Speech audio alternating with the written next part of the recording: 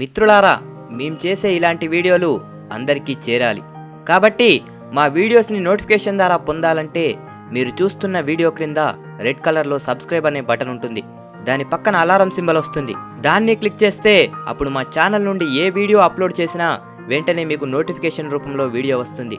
కాబట్టి మీరు అలా చేస్తారని కోరుకుంటూ మీ బీవీఎం క్రియేషన్స్.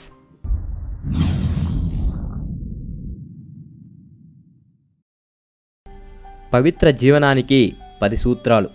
మానవ జీవితం చాలా సంక్లిష్టమైంది. ఎన్నో ఉడిదుడుకులు, లాభనష్టాలు ఎదురవుతూ ఉంటాయి.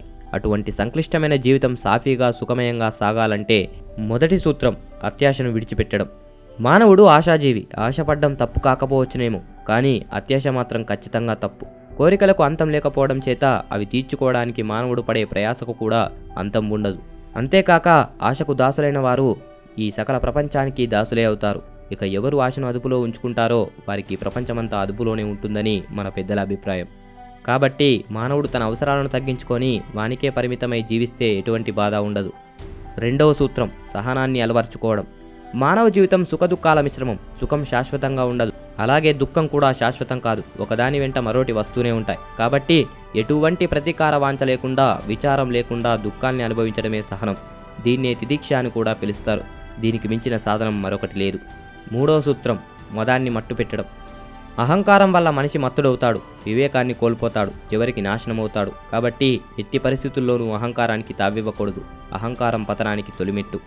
ఇకపోతే నాలుగవ సూత్రం చెడ్డ పనుల యందు ఆసక్తి కనబరచకపోవడం. ఇది చాలా ముఖ్యమైనది. మంచి పనులు చేయకపోయినా పర్వాలేదు, కానీ చెడ్డ పనులు ఎప్పుడూ చేయకూడదు. మనం చేసిన పాపపుణ్యముల ఫలితమే మనం ఎప్పుడూ ఒకప్పుడు ఎక్కడో ఒక చోట అనుభవించక తప్పదు.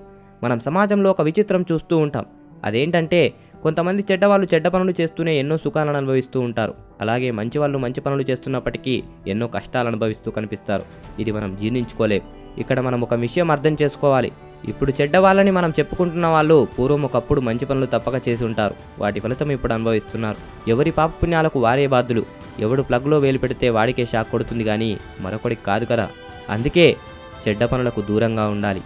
ఇకపోతే ఐదో సూత్రం పలకడం. ఒక్క ఏనుగు పాదంలో అన్ని జంతువుల పాదాలు ఇమిడి ఉన్నట్లే సత్యంలో సమస్త ధర్మాలు ఇమిడి ఉంటాయి. సత్యానికి మించిన ధర్మం మరొకటి లేదు. కాబట్టి ఎట్టి పరిస్థితుల్లోనూ అబద్ధం చెప్పకూడదు. చెడ్డ ఉద్దేశంతో మాట్లాడే సత్యం కూడా అసత్యమే అవుతుంది. అలాగే మంచి ఉద్దేశంతో మనం ఒకవేళ అబద్ధం చెప్పినా అది సత్యంతో సమానమే అవుతుంది. ఇకపోతే ఆరవ సూత్రం సత్పురుషుల జీవన మార్గాన్ని అనుసరించడం.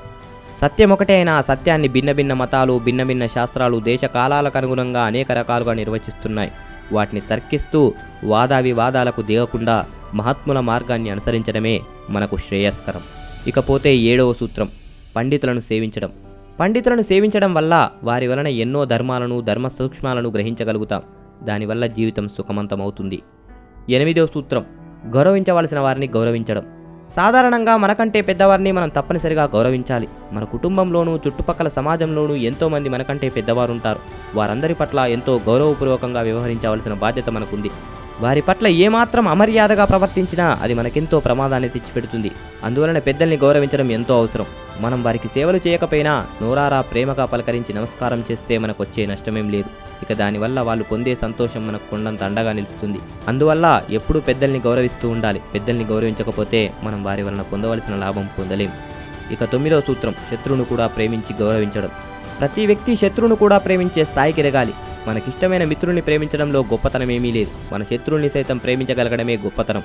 అందుకే ఉపకారికి నుపకారం విపరీతము కారసేయ వివరింపగా నపకారికి నుపకారం నిపమిన్నక సేవువాడే నేర్పరి సుమతి అన్నాడు సుమతి శతకాకారుడు బద్దెర.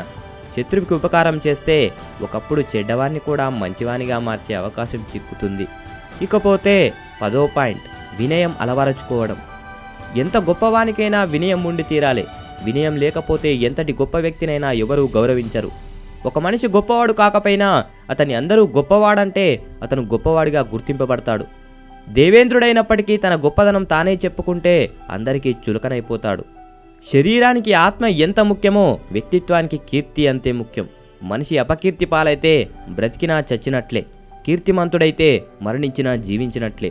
ఈ 10 సూత్రాలను పాటిస్తే జీవితం జ్ఞానవంతంగా ఉంటుంది. జై హింద్.